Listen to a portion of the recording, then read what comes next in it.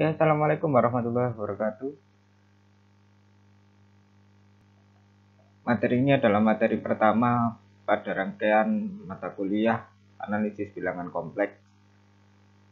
Selanjutnya nanti kalian juga akan mendapatkan materi-materi lain berkaitan dengan mata kuliah ini. Oke, saya mulai dulu. Yang pertama terkait pendahuluan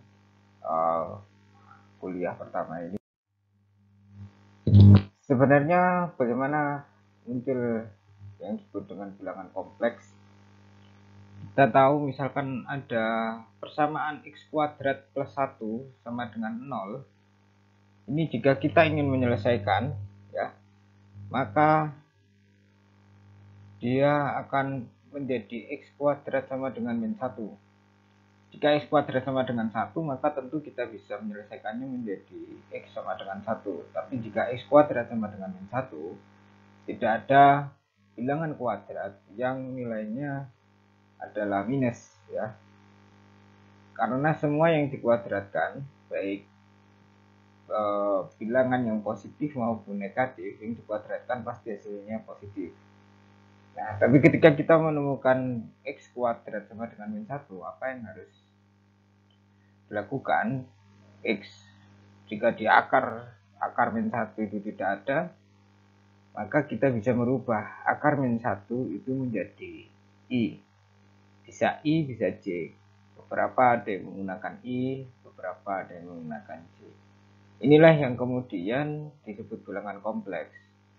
Contoh misalkan x kuadrat plus 4 sama dengan 0. Bagaimana kita menyelesaikannya? Itu diselesaikan dengan x kuadrat sama dengan min 4. Kemudian x sama dengan akar min 1 dikali 4. Jadi yang bisa kita akarkan adalah 4. Sehingga menjadi x sama dengan akar 4 dikali akar min 1. Jadi dikeluarkan. Kemudian akar 4-nya menjadi 2. 2 akar min 1, akar min 1-nya kita ganti i. Sehingga x sama dengan 2i. Nah, yang kemudian kita sebut dengan bilangan kompleks.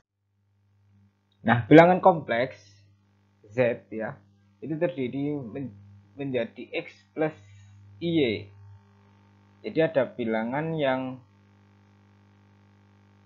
real, ya, bagian real dari z itu adalah x.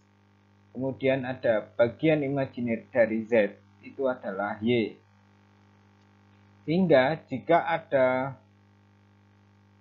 bilangan kompleks z sama dengan sama dengan 4 min i5, maka bagian realnya adalah 4, bagian y-nya adalah min 5. X-nya adalah bagian real, Y-nya adalah bagian imajiner, ya, yaitu sama dengan min 5.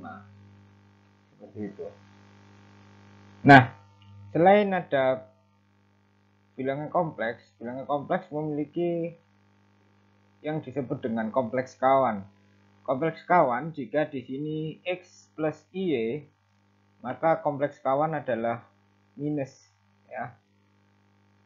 Begitupun sebaliknya, jika bilangan kompleksnya adalah minus, maka kompleks kawannya adalah plus.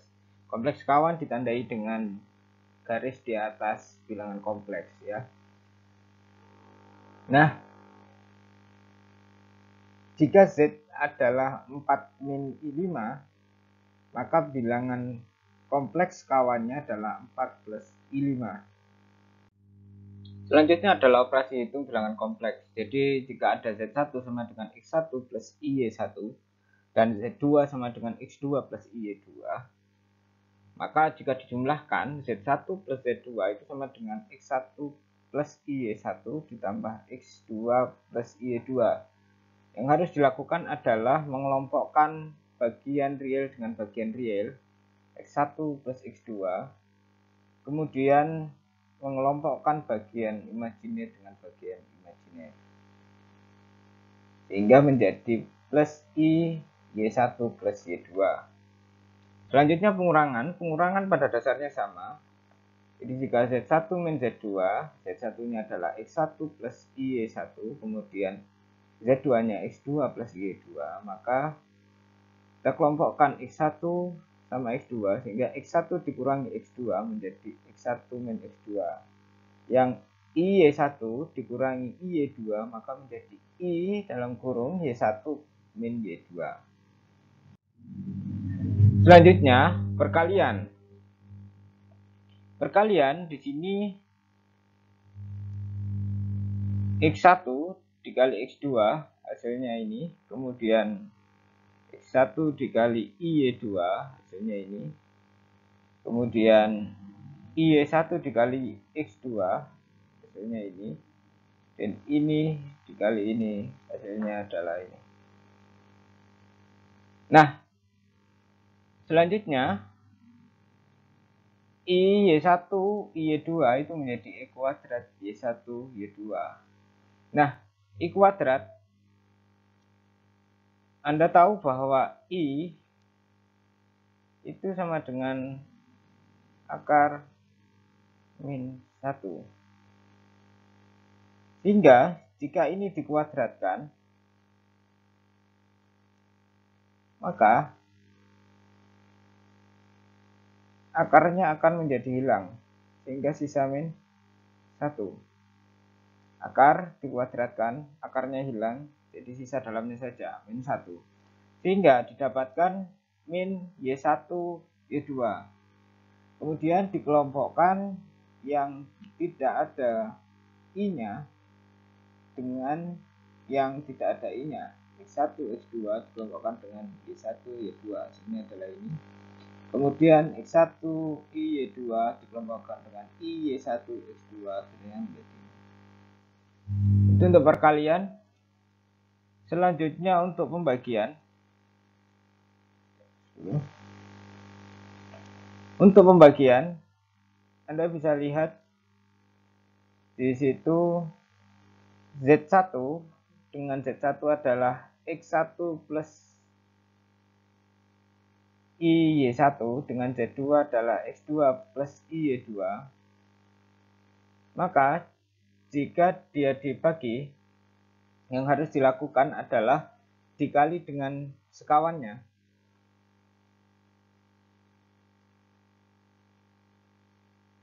Sekawan ini mestinya ini mestinya Z2 ya. Jadi bukan Z1 sekawan dari Z2, tapi bukan sekawan dari Z1 tapi sekawan dari Z2. Jadi Z2 sekawan Z2 per sekawan Z2, karena ini hasilnya sama dengan 1. Nah, maka ininya sudah benar. Jika ini dikalikan dengan ini, maka hasilnya adalah X kuadrat plus Y kuadrat. Nah, atasnya menjadi X1 plus Y1. Nah, dikali ini sama prosesnya seperti perkalian ini tadi.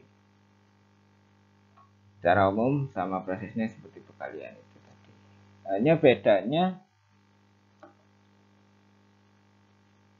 ini Y1 plus Y2 nya menjadi positif. Oh, ini mestinya negatif ya. Ini mestinya negatif. Oke, ada beberapa kesalahan, tidak masalah. Kemudian sifat-sifat bilangan kompleks. Yang pertama adalah Z1 plus Z2 jika dia adalah sebuah konstanta dan Z, maka Z1 kali Z2 pun juga sebuah konstanta. Jadi dia memiliki sifat tertutup. Dia juga memiliki sifat komutatif, di mana jika Z1 plus Z2 sama dengan Z2 plus Z1. Z1 kali Z2 juga sama dengan Z2 kali Z1. Dia juga bersifat asosiatif, di mana dalam kurung Z1 plus Z2 ditambah Z3 sama dengan Z1 ditambah dalam kurung Z2 plus Z3, atau perkalian pun juga sama.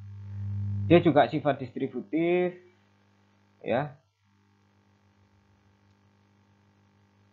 Jika Z1 kali Z2 plus Z3 maka sama dengan Z1 kali Z2 plus Z1 kali Z3. 0 elemen netral penjumlahan. Jadi jika 0 sama dengan 0 plus I0, sehingga Z plus 0 sama dengan Z. 1 adalah elemen netral perkalian. Ini hampir sama, mirip sekali dengan sifat-sifat bilangan seperti kita. Untuk setiap Z sama dengan X plus Y, ada min Z yang juga min X min Y. Sehingga Z min Z itu sama dengan 0. Untuk setiap Z X plus Y, ada Z pangkat min 1 atau 1 per Z. Dimana Z dikali Z pangkat min 1 itu sama dengan 1. Kalau kalian sudah terbiasa dengan bilangan yang bukan kompleks, tentu ini sudah familiar sifat-sifat ini. Oke, ini contoh soal. Misalkan Z1 sama dengan 2 plus 3I dan Z2 sama dengan 5 min I. Tentukan Z1 plus Z2, kemudian Z1 min Z2, Z1 Z2, kemudian Z1 per Z2. Z1 plus Z2, 2 plus 3I ditambah 5 min I. Dikumpulkan 2 sama 5. Kemudian min 3I sama min I. 3 plus 3I sama min I. Sehingga didapatkan 2 plus 5, kemudian I 3 min 1. Maka hasilnya adalah 7 plus 2I. Selanjutnya, Z1 min Z2. 2 plus 3I dikurangi 5 min I. Dikumpulkan 2 sama min 5. Kemudian dikumpulkan juga 3I-nya sama min kali min I. Ya, jadi seperti ini. Maka 2 min 5 sama dengan min 3. Kemudian ini sama dengan 4I. Karena 3 min 1 sama dengan 3 plus 1 dengan 4I. Oke. Selanjutnya adalah perkalian. Jika 2 plus 3I dikali 5 dot ya. Perkalian dot. 2 plus 3I dot 5 min I. Maka 2 dikali min 5. Kemudian 2 dikali min I. Ya. 2 dikali 5. 2 dikali min I. Kemudian 3I dikali 5, 3I dikali min I. Sehingga 3I kali 5, kemudian 3I kali min I menjadi I kuadrat kali 3 kali min 1. Ini I kuadrat, ini sama dengan 1 ya. Sama dengan min 1. I kuadrat sama dengan min 1, sehingga 2 kali 5 sama dengan 10, 2 dikali min I sama dengan min 2I, 3I kali 5 sama dengan 15I, I kuadrat sama dengan min 1, min 1 kali 3, min 3 dikali min 1 sama dengan plus 3. Sehingga ini ditambahkan, kemudian ini ditambahkan, sehingga menjadi 13 plus 13I. Selanjutnya Z1 per Z2. Z1 per Z2, Z1-nya adalah 2 plus 3I, Z2-nya adalah 5 min I, maka 2 plus 3I per 5 min I dikali tadi ya, sekawan dari Z2. Ini adalah Z2 sekawan per Z2 sekawan ya. Nah, sekawan dari 5 min I adalah 5 plus 1. Jadi kalau pembagian yang harus dilakukan adalah dikalikan dengan sekawan penyebutnya. Sekawan dari penyebut. Sehingga bisa diperoleh 5 min I dikali 5 plus I itu tinggal kalian dikuadratkan aja. 5 kuadrat ditambah ini, karena ini 1 sama 1 jadi 1 kuadrat. Ininya tandanya mesti plus. Karena apa? Karena min I dikali plus I itu sama dengan min I kuadrat. I kuadrat sama dengan min 1, sehingga jika min I kuadrat maka menjadi min 1. Min kali min 1 sama dengan 1 kuadrat. Gitu. Kemudian yang atasnya jadi tinggal dikali 2 I, kemudian ini kali ini 3I dikali 5, 3I dikali I, sehingga menjadi 2 dikali 5, 2 dikali I plus 3i kali 5 plus 3i dikali i. Ya. Sehingga i kuadrat ini sama dengan i kuadrat i kali i sama dengan min 1 ya. Sehingga 3 dikali min 1 sama dengan min 3. Ini 3i dikali 5 sama dengan 15i. 2 dikali i sama dengan 2i. 2 kali 5 sama dengan 10.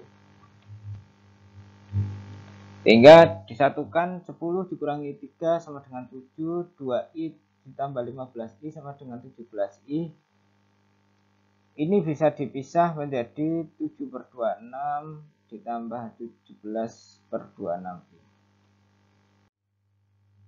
Selanjutnya adalah modulus atau nilai mutlak dari bilangan kompleks. Jika Z sama dengan X plus Y atau sama dengan X, jadi bisa bentuk seperti ini, bisa dirubah menjadi X, Y, adalah bilangan kompleks, maka modulus dari Z ditulis nilai mutlak begini ya, mutlak Z.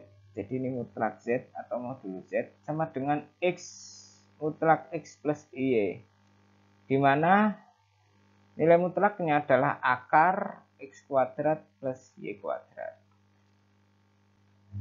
Secara umum, sifat-sifat dari modulus ini, jika misalkan nilai mutlak Z1 dikali Z2 itu sama dengan mutlak Z1 dikali mutlak Z2.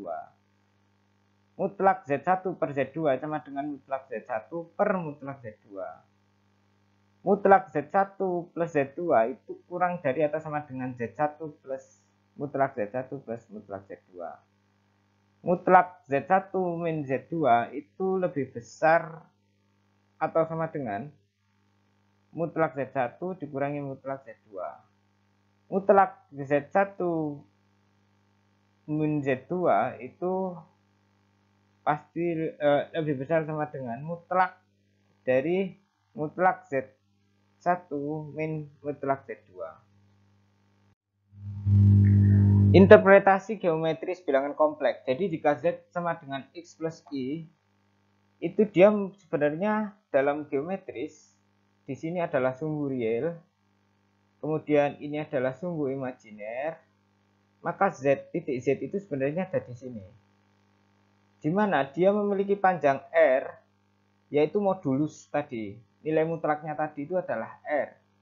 Kemudian dia juga memiliki sudut theta.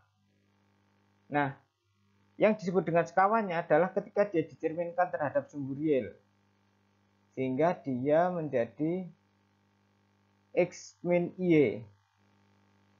Karena yang berubah hanya Y-nya saja, X-nya sama. Nah, R-nya sama, theta-nya berbalikan.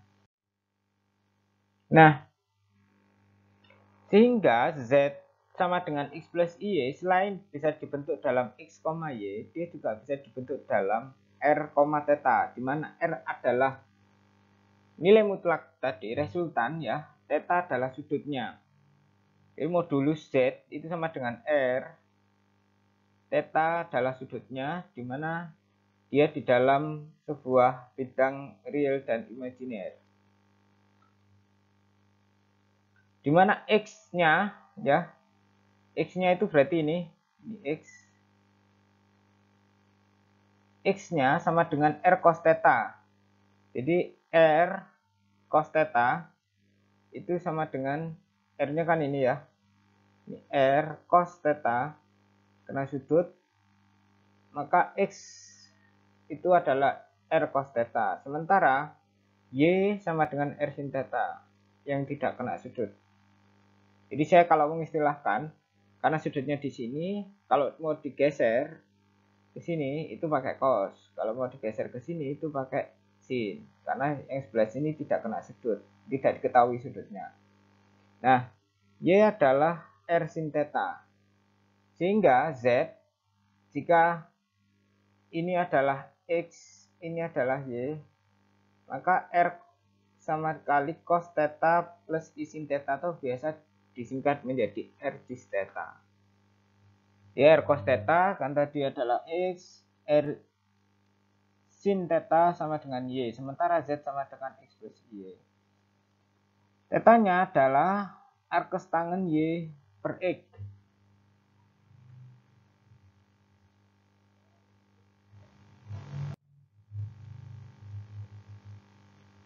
Nah, ini gambaran geometris jika ada Z1 yang ditambahkan Z2. Ini Z1 ditambahkan Z2, maka kita bisa buat jejer genjangnya.